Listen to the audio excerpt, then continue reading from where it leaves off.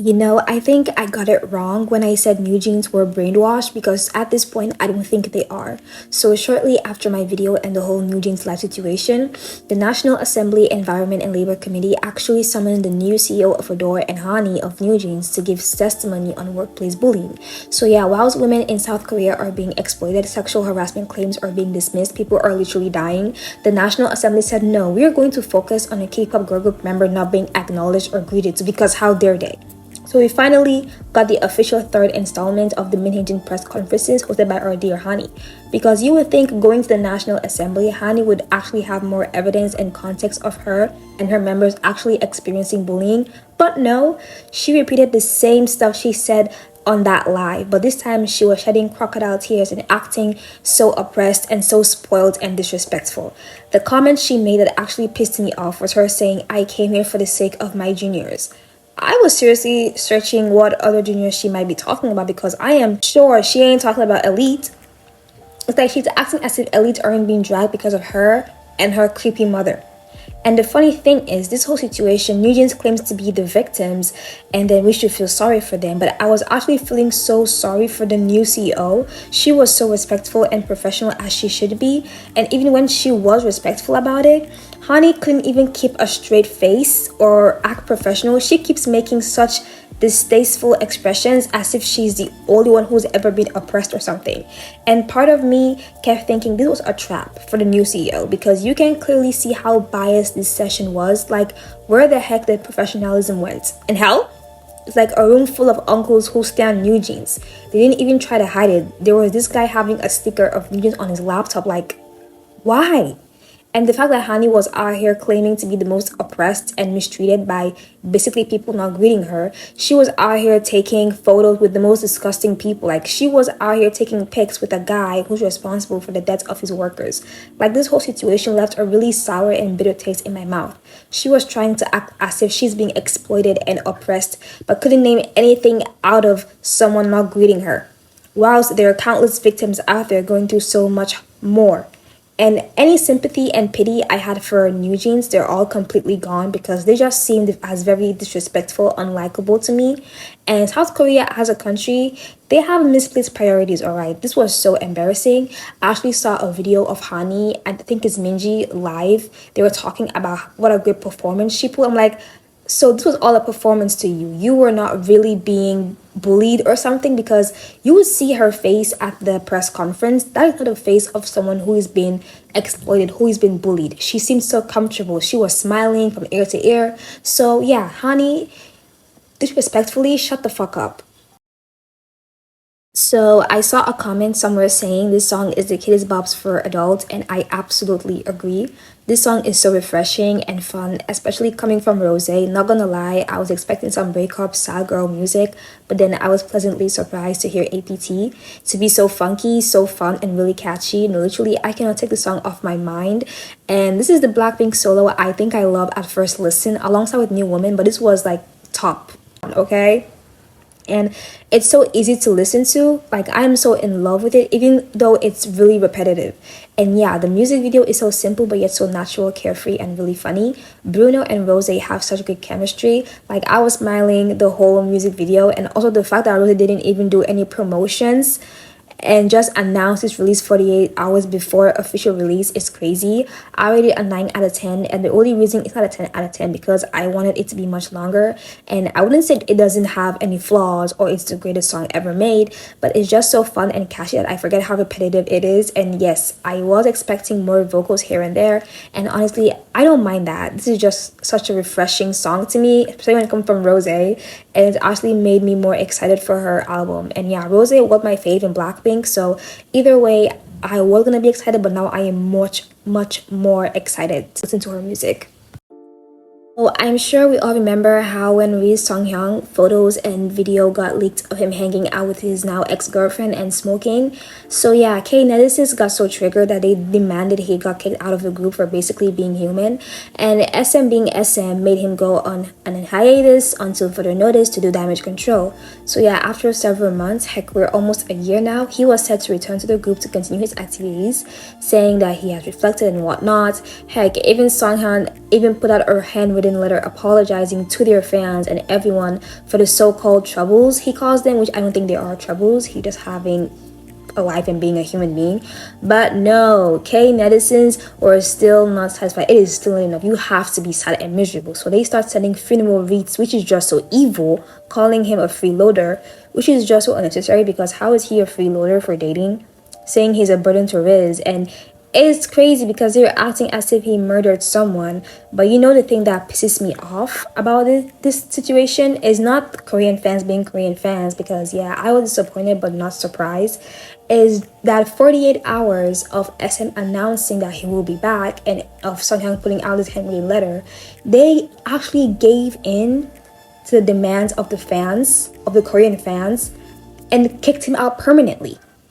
I was like, fuck out of here, SM, fuck you. So instead of protecting their artists by taking legal actions against these people, they caved in and put out this pathetic response of saying he wanted to leave, which I actually do not believe, and saying all sorts of rubbish, which just screams Beta! And here I thought Riz is supposed to be an international group, so why isn't SM actually listening to their main audience?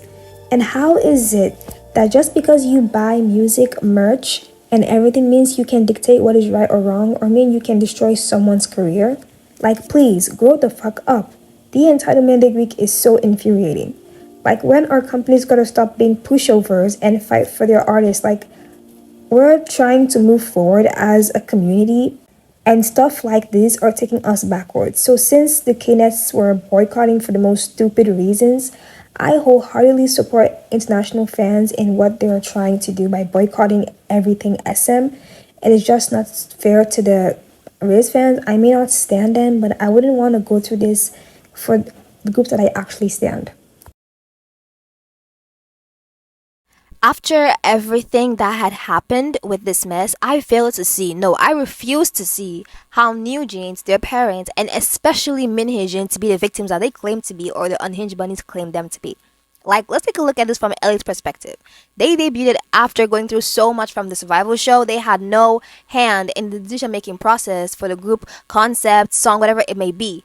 All they had to do was to execute the recording and choreography and get ready to debut. And all of a sudden, there's this 45-year-old woman who got caught trying to stage a coup to steal a whole company under hype. So because she got caught, she shifted the conversation to, oh, they copied me. They copied me because they had black hair. And I'm gonna be completely honest right now. When I first watched Magnetic, the first thought that came to my mind was not them copying NewJeans at all. I didn't sense any NewJeans inspiration here. I was like, oh, they're cute. And then I move on. But for some reason, Minhyejin and NewJeans, because they signed a petition in favor of everything she accused everyone and their cousin of. So they signed a petition, so they agree. And also the parents who I am so disappointed and disgusted by NewJeans' parents. They're the ones who should be protecting their kids away from Minhyejin, not shift them closer to her, not associate them more with her. But they keep attacking Elite, and they have this weird obsession with Le Seraphim. Like, it is just so unnecessary. They get to do whatever they want, they get to see whatever they want, and they're the victims. How are you guys the victims? Your children are one of the biggest girl group right now. How is your child being bullied? Because they ignored her? Minhyejin is also one of the victims. She was handed everything. She was loan share. She was given the members for the debut. She was given everything. She even promoted NewJeans even before they even got to release any songs. They were heavily promoted. How the hell are they the victims? Because they ignored you? That happened, by the way, under Minhyejin. So what is the new CEO supposed to do? Just take your word for it and then move on? No, you have to have substantial evidence, of course. Hanni literally got the National Assembly rolled a red carpet for her to go and cry and boohoo about the most stupid things ever. She just repeated all what she said in that live. How is she the victim? And she had the bold to say, I came here for my juniors. No, you came here to work for your creepy mother to get her ass back in that company. And she's actually back. I find Minhyejin to be one of the most pathetic people I have ever seen. So you're telling me you did all of these stunts. You went back and forth all over again and keep torturing us with your sad, quote unquote, sad story about how you're the victims and how you love everybody and how you're not a bad person. You kept going on and on and on. You declined twice, and also now you wanted. So you did all of that for what? Why were you doing all of this if you're just gonna accept it either way? And then Hanni and Minji had the bold mind to go live and say that they put on a performance. How are them being the victims? They're actually the bullies, if you ask me. The faces Hanni kept making at National Assembly actually irritated me. I was like, who are you making these faces to? I thought you were a victim. Why you look like that? She looks so disrespectful and so out of touch with reality. I'm gonna be honest. Like when they were talking about Minji on that live, like they don't even know or they fail to actually admit what she's actually been accused of. So I don't think NewJeans, their parents, and Minji were ever the victims here. If you ask me, the lady who got her case dismissed, she's a victim. Elite, they're victims. Surfing BTS, they were victims of this lady's whole charade. I don't get it. Oh my god. I find sending funeral wreaths as one of the most idle thing you can do. Like, are you that idle? You don't have anything going on for you? Are you that triggered that you have to send funeral? I feel like it's not even about that. Are you mentally okay? Why are you sending these things? Knets are built differently. I'm telling you. Why the hell are Knetizens sending funeral wreaths in front of company build? Like, what are you trying to achieve? Just because you're not mentally sane, you're trying to destroy the idol's life too? Like, what is wrong with you? Like, people need to grow the fuck up. Like, sending these things are kind of creepy in my opinion. I kept seeing these pictures of Netizen sending these funeral wreaths to Hyde just because they don't want to remove Yoongi, which I don't think is gonna happen. Like, okay, he did something completely wrong. I agree completely because he's human. He makes mistakes and he has apologized for it. They have fined him. He did what he had to do. Everything is okay now. He didn't kill anybody. Thankfully, he didn't kill anybody. What is all of this now for? If you don't want to support him, then don't support Yoongi. It's so easy. Just ignore him. Whenever I don't like an idol or I am not going to be supporting this idol, I don't really pay much attention to them. I just ignore them. It's really not that hard to ignore their presence. It's not really that hard. But because you're so triggered or you're so immature, you have to send funeral wreaths from the like. What are you trying to achieve here?